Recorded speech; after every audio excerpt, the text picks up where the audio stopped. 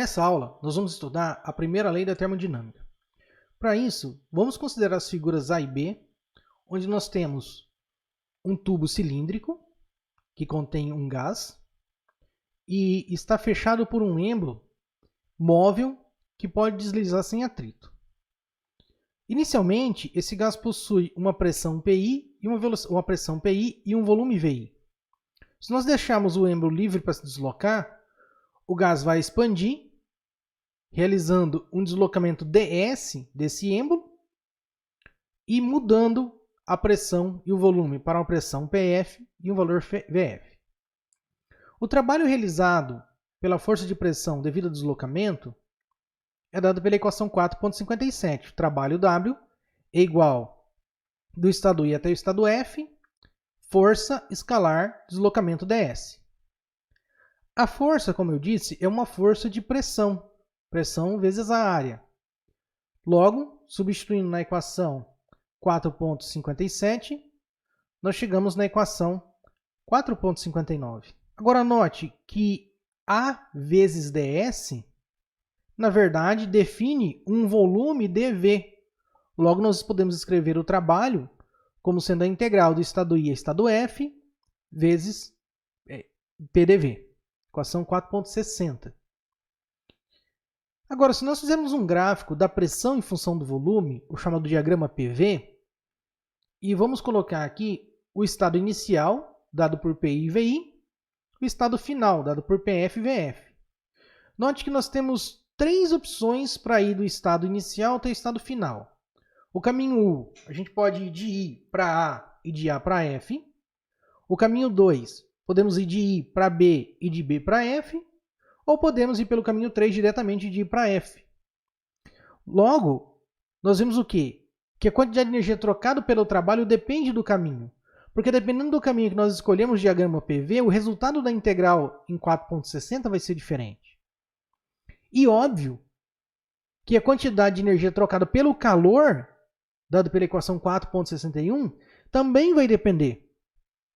Então, a quantidade de energia trocada pelo calor e pelo trabalho, depende do caminho.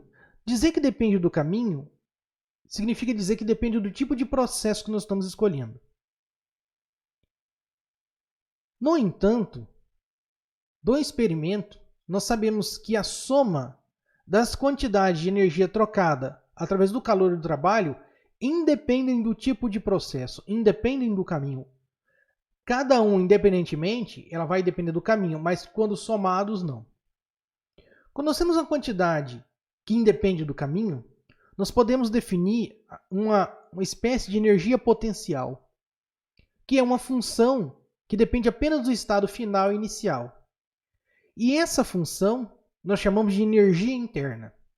Então eu vou dizer que a variação da energia interna é igual a Q mais W. A variação da energia interna U do sistema é igual à quantidade de energia que foi trocada por intermédio do trabalho mais a quantidade de energia que foi trocada por intermédio do calor. Na verdade, essa equação 4.63 é a primeira lei da termodinâmica. Ela nada mais é do que uma equação para a conservação de energia. Ou seja, a energia interna do sistema ela é a quantidade de energia que foi trocada pelo calor mais a quantidade de energia que foi trocada através do trabalho. E aí tem algumas definições para a aplicação da primeira lei. Em alguns casos a gente define que o trabalho, quando ele é maior que zero, significa que o sistema recebe energia por meio do trabalho. E quando o trabalho é maior que zero, o sistema cede energia através do trabalho. A mesma coisa acontece com o processo do calor.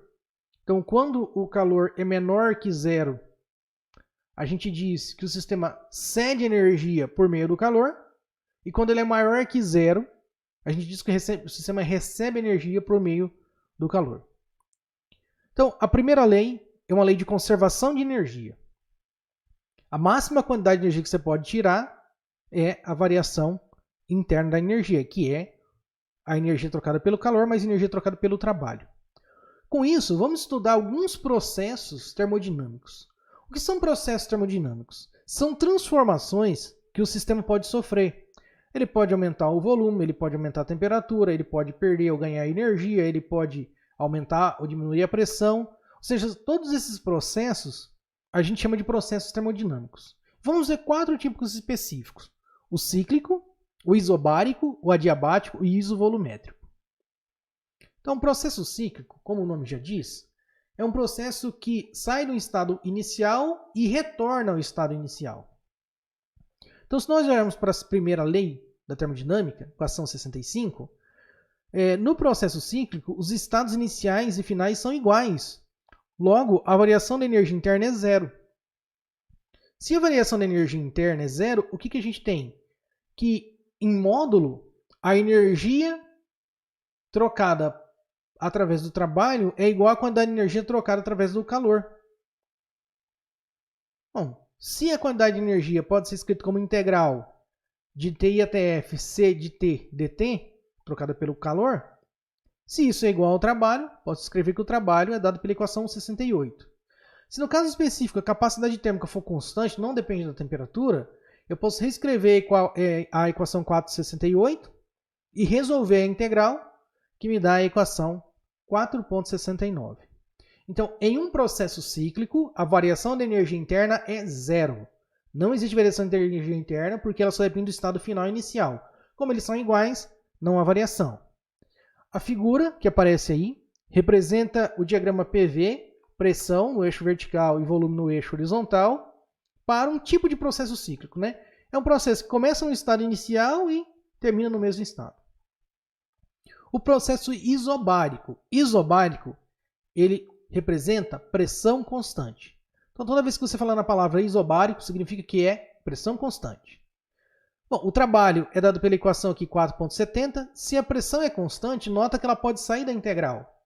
E a integral do trabalho vira somente a integral em dV. Resolvendo a integral, nós chegamos que o trabalho é P VF menos VI.